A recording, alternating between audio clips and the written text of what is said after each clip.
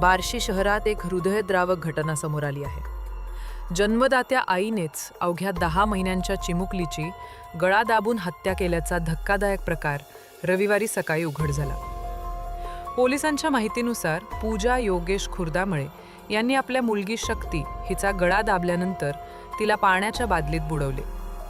त्यानंतर त्यांनी 6 वर्षांच्या मोठ्या मुलगी तेजल हिचाही उशीने तोंड दाबून जीव घेण्याचा प्रयत्न केला।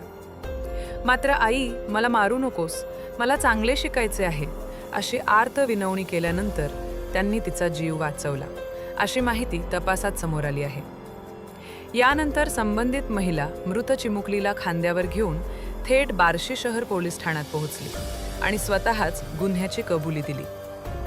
पोलिसांनी तात्काळ घटनास्थळी धाव घेऊन पंचनामा केला।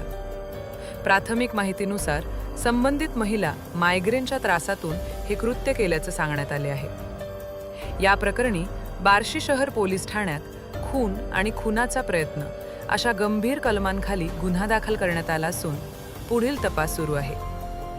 या घटनेमुळे संपूर्ण बार्शी शहरात हळहळ व्यक्त होत आहे।